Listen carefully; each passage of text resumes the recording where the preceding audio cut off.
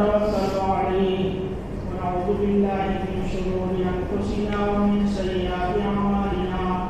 من يهده الله فلا مضل له ومن يضلل فلا هادي له وأشهد أن لا إله إلا الله وأشهد أن محمدا عبده ورسوله أما بعد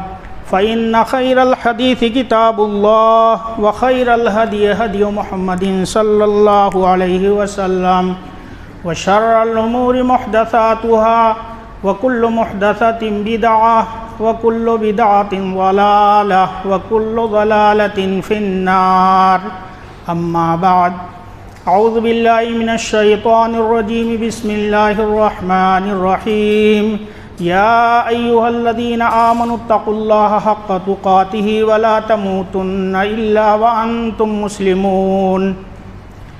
يا أيها الناس اتقوا ربكم الذي خلقكم من نفس واحدة وخلق منها زوجها رجالا كثيرا ونساء واتقوا الله الذي تساءلون به والأرحام إن الله كان عليكم رقيبا يا أيها الذين آمنوا اتقوا الله وقولوا قولا سديدا يصلح لكم أعمالكم ويغفر لكم ذنوبكم ومن يطع الله ورسوله فقد فاز فوزا عظيما. معزز سامعین کرام، اسلامی بھائیوں اور بزرگوں، ماؤں اور بہنوں اور عزیز طلباء، اللہ رب العالمین نے تمام مسلمانوں کو اس بات کا حکم دیا ہے کہ وہ سب مل کر کے اللہ کی رسی کو مضبوطی کے ساتھ پکڑ لیں اور افتراق اور انتشار کے شکار نہ ہوں. وَلَا تَنَازَعُوا فَتَفْشَلُوا وَتَذْهَبَ رِيحُكُمْ، کہ تم آپس میں اختلاف نہ کرو، جھگڑو نہیں، ورنہ تم کمزور اور بزدل پڑ جاؤ گے اور تمہاری ہوا اکھڑ جائے گی. لیکن اللہ رب العالمین کے اس حکم کے باوجود آج ہم مسلمانوں کے اندر اختلاف اور انتشار دیکھ رہے ہیں. ان کو مختلف ٹولیوں، جماعتوں اور تحریکوں میں بٹا ہوا دیکھ رہے ہیں. آج عوام الناس اور ماڈرن ایجوکیشن کے طلباء یہ سوچنے پر مجبور ہیں کہ جب اللہ ہمارا ایک ہے، نبی ایک ہے، قرآن ایک ہے، قبلہ ایک ہے، تو آخر یہ مسلمانوں کے درمیان یہ گروہ بندیاں، یہ جماعتیں، یہ مذاہب، یہ مسالک کیوں کر بنے ہوئے ہیں؟ اس سوال کا جواب سب سے پہلے اگر ہم کتاب و سنت میں ڈھونڈتے ہیں کہ یہ اختلاف کے وقت، رائوں کے مختلف ہونے کے وقت ہمیں کیا کرنا ہے، تو اس سلسلے میں ہمیں کتاب و سنت سے واضح رہنمائی ملتی ہے. اللہ رب العالمین کا ارشاد ہے فَإِن تَنَازَعْتُمْ فِي شَيْءٍ فَرُدُّوهُ إِلَى اللَّهِ وَالرَّسُولِ إِن كُنتُمْ تُؤْمِنُونَ بِاللَّهِ وَالْيَوْمِ الْآخِرِ ذَلِكَ خَيْرٌ وَأَحْسَنُ تَأْوِيلًا، کہ اگر کسی مسئلے میں تمہارے کے درمیان تنازع اور اختلاف ہو جائے تو تم اس کو اللہ اور اس کے رسول کی طرف پلٹا دو. تم قال اللہ اور قال الرسول کی جستجو میں لگ جاؤ، اللہ کے قول کو تلاش کرو، رسول کے قول کو تلاش کرو. اگر تم اللہ اور یوم آخرت پر ایمان رکھتے ہو، یہ تمہارے حق میں بہتر ہے اور انجام کے لحاظ سے بھی بہت اچھا ہے. نبی کریم صلی اللہ علیہ وسلم ایک حدیث میں ارشاد فرماتے ہیں فَإِنَّهُ مَن يَعِشْ مِنكُم بَعْدِي فَسَيَرَى اخْتِلَافًا كَثِيرًا، میرے اس دنیا سے رخصت ہو جانے کے بعد، اس دنیا سے چلے جانے کے بعد، تم جو بھی شخص اس دنیا میں آئے گا اور آنکھیں کھولے گا اور زندگی گزارے گا، وہ بہت زیادہ اختلاف دیکھے گا، انتشار دیکھے گا. رسول اللہ صلی اللہ علیہ وسلم کی اس پیشین گوئی کے مطابق اختلاف اور انتشار ہم دیکھ رہے ہیں. لیکن ہمیں اس صورت میں کیا کرنا ہے؟ نبی کریم صلی اللہ علیہ وسلم آگے ارشاد فرماتے ہیں فَعَلَيْكُمْ بِسُنَّتِي وَسُنَّتِ الْخُلَفَاءِ الرَّاشِدِينَ الْمَهْدِيِّينَ، کہ تم میری سنت کو لازم پکڑ لو اور خلفائے ہدایت یاب خلفائے راشدین کی سنت کو، ہر چیز کو ہاتھ سے چھوڑ دو، میری سنت کو ہاتھ سے جانے مت دو. اور اگر میری سنت تمہیں نہ مل پائے، خلفائے راشدین کا عمل اور طریقہ تمہارے سامنے موجود ہے، اس کو لازم پکڑ لو۔ تاکید کرتے ہوئے نبی کریم صلی اللہ علیہ وسلم ارشاد فرماتے ہیں، تمسکوا بہا وعضوا علیہا بالنواجذ، مضبوطی کے ساتھ اسے تھام لو، دانتوں تلے اسے دبا لو۔ وَإِيَّاكُمْ وَمُحْدَثَاتِ الْأُمُورِ، اور تم دین میں نئے نئے امور ایجاد کرنے سے ڈرو اور بچو، اس لیے کہ ہر نئی چیز جو دین میں ایجاد کی گئی ہے وہ بدعت ہے، اور بدعت گمراہی ہے، اور ہر گمراہی یہ انسان کو جہنم تک لے جانے والی ہے۔ ایک دوسری حدیث میں نبی کریم صلی اللہ علیہ وسلم ارشاد فرماتے ہیں، ترکتکم علی البیضاء لیلھا کنہارھا سواء لا یزیغ عنھا الا ھالک۔ اے لوگوں، میں تم کو نہایت ہی واضح شاہراہ پر چھوڑ کر کے جا رہا ہوں، جس کی راتیں بھی دن کے مانند، کوئی بھی پوشیدگی نہیں، کوئی بھی اس میں غموض نہیں ہے، اس سے صرف ہلاک ہونے والا اس راستے سے بھٹک سکتا ہے۔ ایک اور حدیث میں نبی کریم صلی اللہ علیہ وسلم فرما رہے ہیں کہ میں دنیا سے تو جا رہا ہوں، لیکن تمہارے درمیان دو چیزیں چھوڑ کر کے جا رہا ہوں۔ ترکت فیکم امرین لن تضلوا ما تمسکتم بہما کتاب اللہ و سنت۔ میں دنیا سے تو جا رہا ہوں، لیکن تمہارے درمیان دو چیزیں چھوڑ کر کے جا رہا ہوں، وہ ہے اللہ کی کتاب اور دوسری چیز ہے رسول کی سنت۔ اسی طریقے سے نبی کریم صلی اللہ علیہ وسلم نے مستقبل میں جو گروہ بندیاں اور جو جماعتیں وجود پذیر ہوں گی اور آئیں گی، ان کے بابت پیشین گوئی کرتے ہوئے ارشاد فرمایا، ان ھذہ الامہ ان بنی اسرائیل قد افترقت علی سنتین و سبعین ملہ، کہ بنو اسرائیل کے اندر 72 فرقے ہوئے، اور اس امت کے اندر 73 فرقے پیدا ہوں گے، سب کے سب جہنم میں جائیں گے سوائے ایک فرقہ کے۔ صحابہ کرام نے اس موقع پر سوال کیا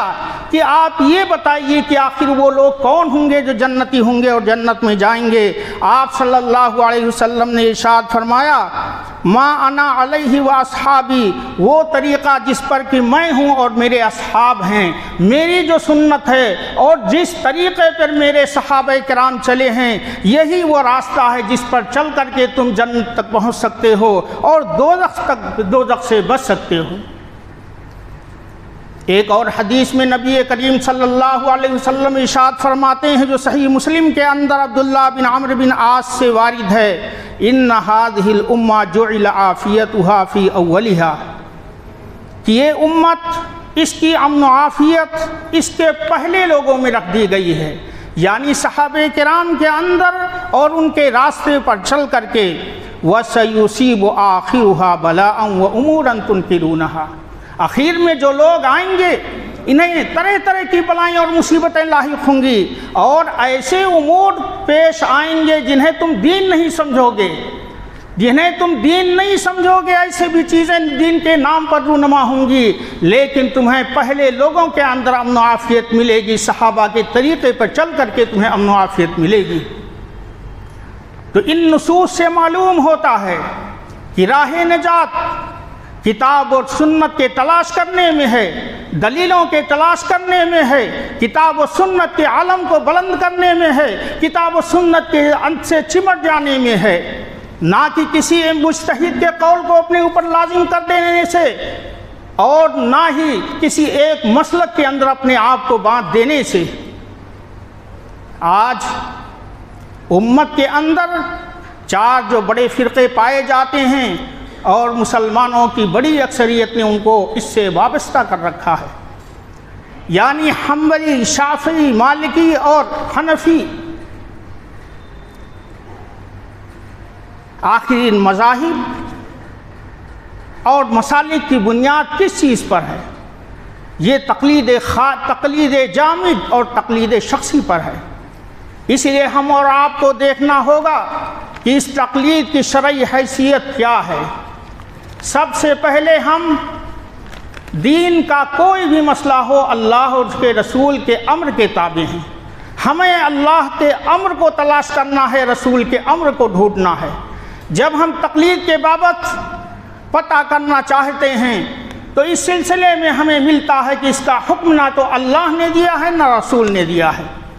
قرآن کریم کے اندر سورہ فاتحہ سے لے کر کے سورہ ناس تک ایک ایک حرف پڑھ جائیے، کہیں بھی تقلید کا حکم کون کہے، تقلید کا لفظ تک موجود نہیں ہے۔ پھر اس کے بعد کتب حدیث اور ذخیرہ حدیث میں ڈھونڈنا شروع کیجئے، ایک ایک ورق کی گردانی کر ڈالیے، کہیں بھی تقلید کا حکم آپ کو نہیں ملے گا کہ نبی کریم صلی اللہ علیہ وسلم نے کسی کی تقلید کرنے کا حکم دیا ہو۔ تو اس طریقے سے کتاب اور سنت کے اندر ہمیں کہیں کوئی ایسی دلیل نہیں ملتی ہے۔ ہمیں اگر حکم دیا گیا ہے تو اللہ اور اس کے رسول کی اطاعت کا، اطیعوا اللہ واطیعوا الرسول ولا تبطلوا اعمالکم، کہ تم اللہ اور اس کے رسول کی اطاعت کرو اور اپنے عمل کو باطل نہ کرو۔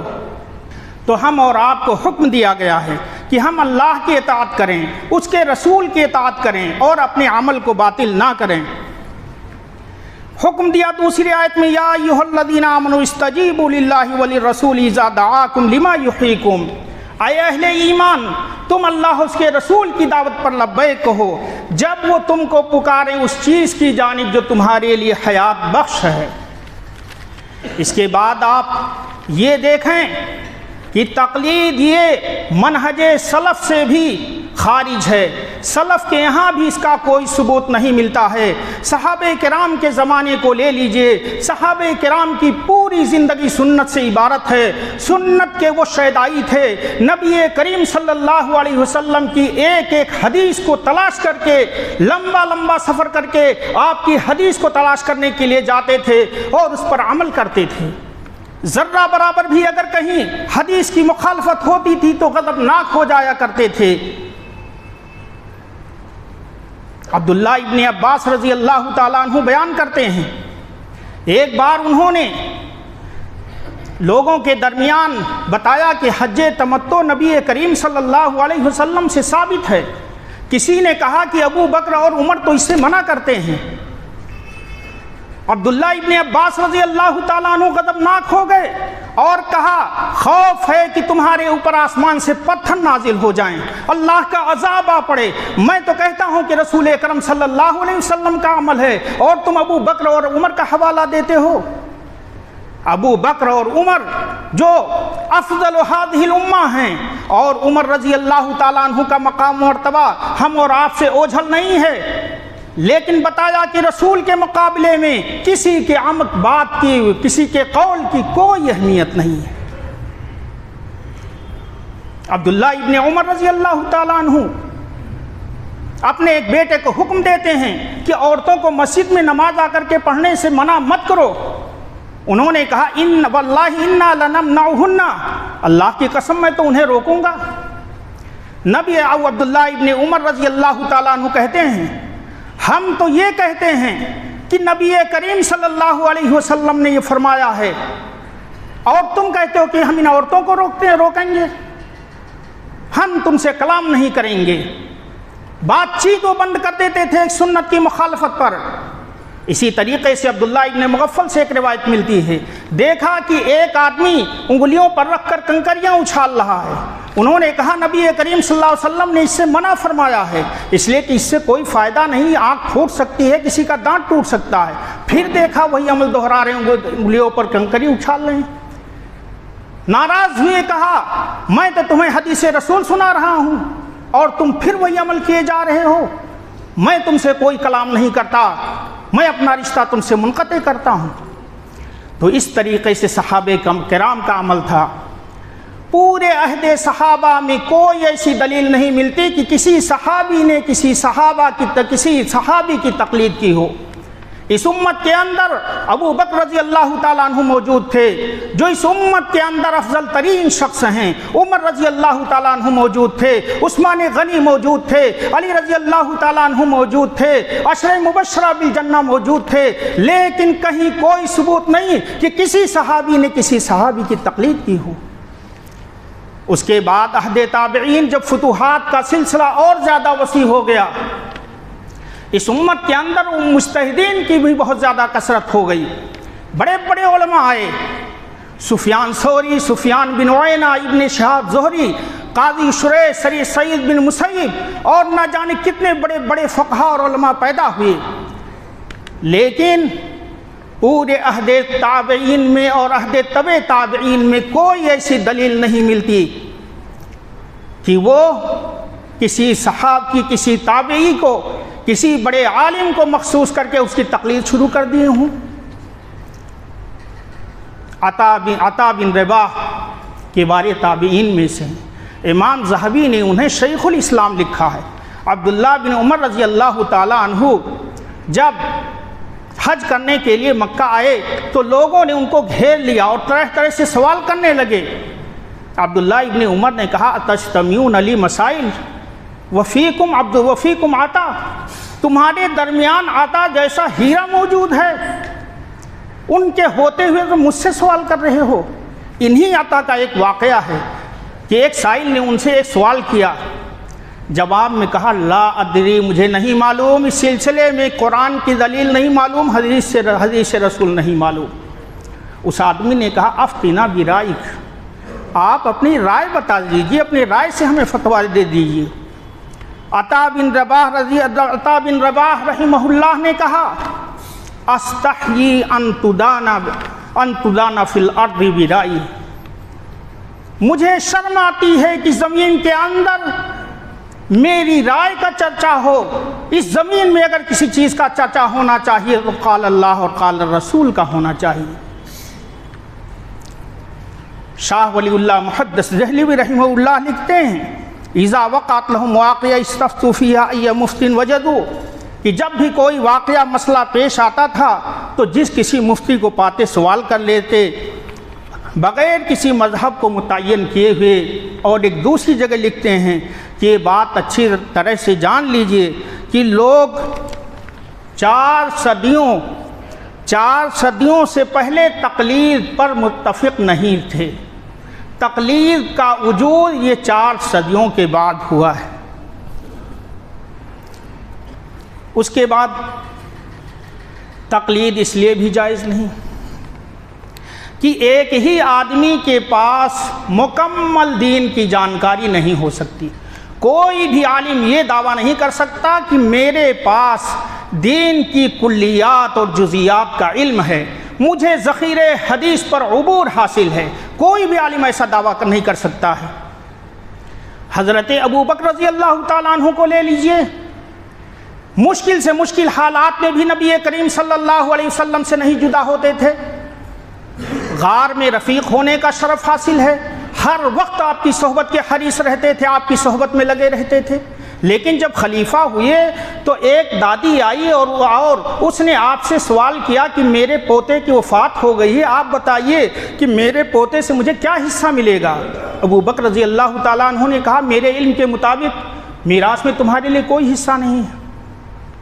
کچھ صحابہ کرام کو پتہ چلا، 3 صحابی آ کر کے اکٹھا کھڑے ہو گئے اور کہا کہ نبی کریم صلی اللہ علیہ وسلم کے زمانے میں بھی یہی مسئلہ پیش آیا تھا، تو آپ صلی اللہ علیہ وسلم نے پوتی کی وراثت سے دادی کو 6واں حصہ دیا۔ ابو بکر رضی اللہ تعالیٰ عنہ نے یہ سنتے ہی فوراً اپنے قول سے رجوع کیا اور اس دادی کو بلا کر کے 6واں حصہ دلایا۔ تو ابو بکر جیسے جلیل القدر صحابی سے بعض حدیثیں مخفی ہو سکتی ہیں تو کسی مجتہد اور عالم کی کیا حیثیت ہے؟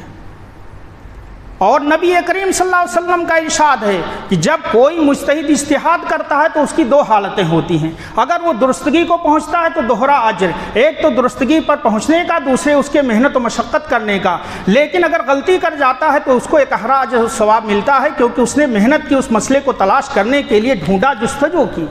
تو معلوم یہ ہوا کہ غلطی سے پاک کوئی نہیں ہو سکتا ہے۔ اور چوتھی بات یہ ہے کہ نبی کریم صلی اللہ علیہ وسلم کی ذات گرامی کے علاوہ اس پوری امت میں کوئی بھی شخص معصوم نہیں ہو سکتا، کوئی بھی شخص غلطی سے معصوم نہیں ہو سکتا،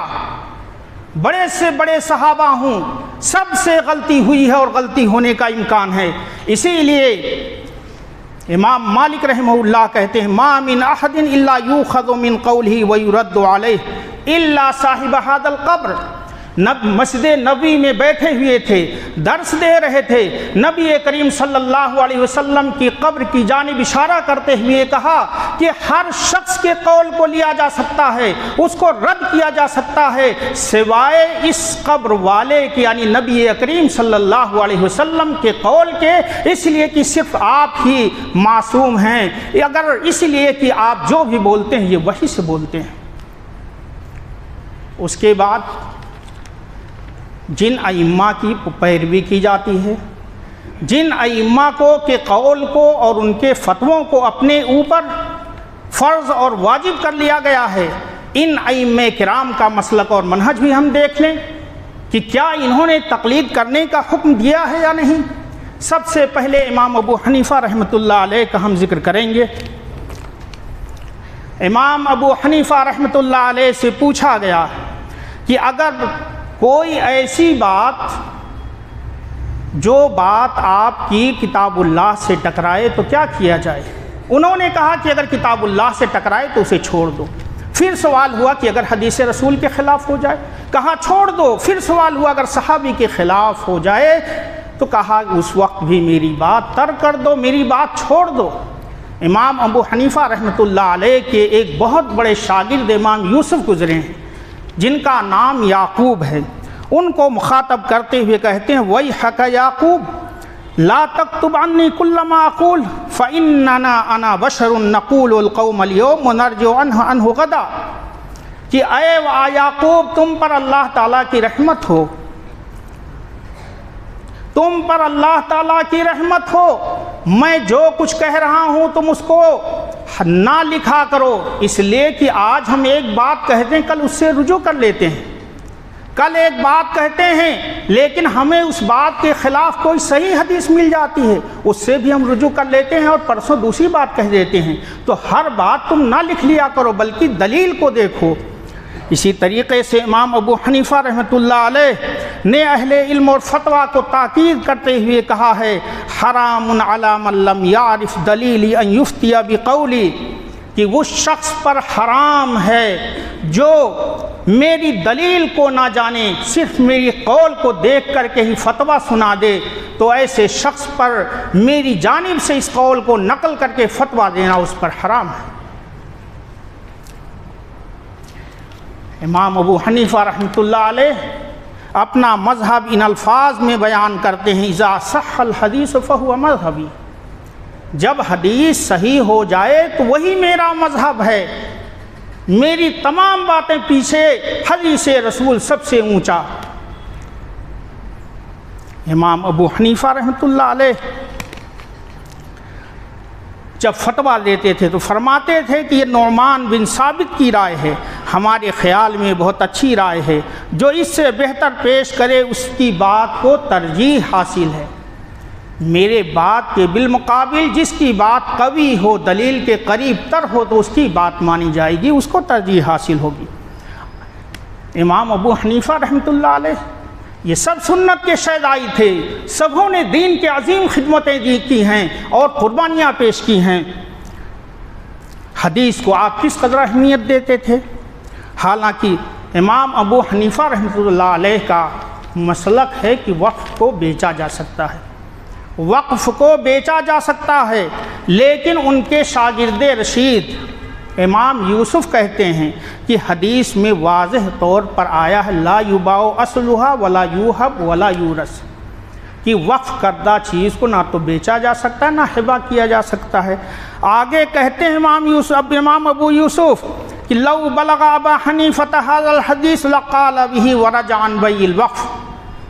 کہ اگر یہ بات امام ابو حنیفہ رحمۃ اللہ، اگر یہ حدیث امام ابو حنیفہ رحمۃ اللہ علیہ کو پہنچی ہوتی تو یہ بات نہ کہتے اور فوراً اپنے قول سے رجوع کر لیتے. اسی طریقے سے ایک اور امام ابی العز حنفی رحمۃ اللہ علیہ کہتے ہیں وقد قال یوسف لما رجع عن قولی فی مقدار الساع عن صدقۃ الخضراوات وغیرها، کہتے ہیں کہ جب امام یوسف رحمۃ اللہ علیہ نے اپنے اس قول سے رجوع کر لیا جو سا کے مقدار کے تعلق سے ان کی رائے ہے اور سبزیوں میں زکوٰۃ دینے کے تعلق سے، اس کے بعد امام یوسف کہتے ہیں لو را صاحبی ما رائی، تو اگر میرے وستاذ کو وہی دلیل مل گئی ہوتی جو مجھے ملی ہے